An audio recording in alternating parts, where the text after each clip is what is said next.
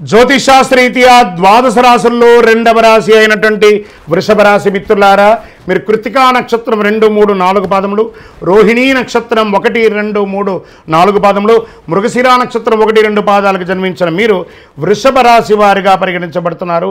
ఈ నెల మీకు శుభాశుభ ఫలితాలు ఎలా ఉన్నాయి అంటే, ఒక రకంగా చెప్పాలంటే నల్లేరు మీద నడకనే వృషభ రాశి వారికి అద్భుతం అని చెప్పచ్చు. ఈ నెల సానుకూల శక్తులు, సవాళ్ళు రెండు కూడా మిశ్రమంగా ఉంటుంది. ఒక ఎలా కంఫర్ట్ జోన్ ఉంటుందో అలా నెగిటివ్ జోన్ కూడా ఉంటుంది. జాగ్రత్తగా ఉండండి. ఆరోగ్యం, కుటుంబం, కెరియర్, ఆర్థికం మరియు పెట్టుబడుల వంటి బహుళ రంగాల్లో మీరు విజయాన్ని ఖచ్చితంగా పొందుతారు. సమాజంలో గౌరవ మర్యాదలు పెరుగుతుంది. పలుకుబడి ఉన్న వారితో పరిచయాలు పెరుగుతాయి. వృత్తి వ్యాపారాలు లాభదాయకంగా సాగిపోతాయి. ఆదాయ వృద్ధికి అనేక అవకాశాలు వస్తుంటాయి. ఆర్థికంగా నిలదొక్కుంటారు.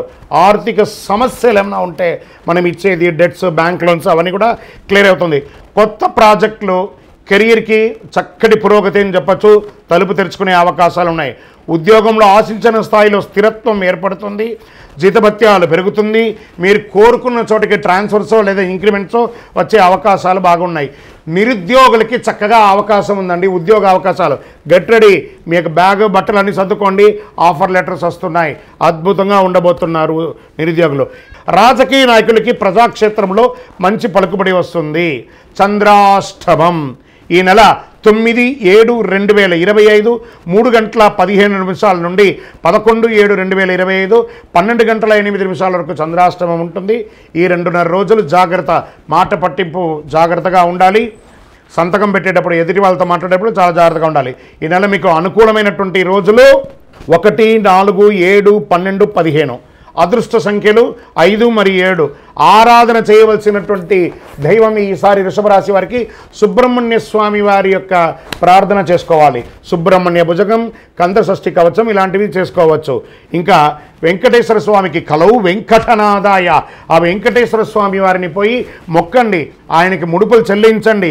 మహాలక్ష్మి అమ్మవారిక సంపూర్ణ అనుగ్రహాన్ని వృషభరాశి వారు పొందుతారు. అందులోనూ వారాహి నవరాత్రి కూడా జరుగుతుంది కాబట్టి వారాహి అమ్మవారిని కూడా ప్రార్థన చేయండి. విజయం మీకోసమే ఉంటుంది.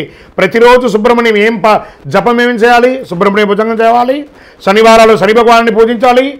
ఇంకను మీ వయస్సు ఎంత ఉందో అన్ని దీపాలను మీ ఇష్టదైవం, కులదైవం దేవాలయంలో అన్ని సంఖ్యతో దీపం వేయాలి.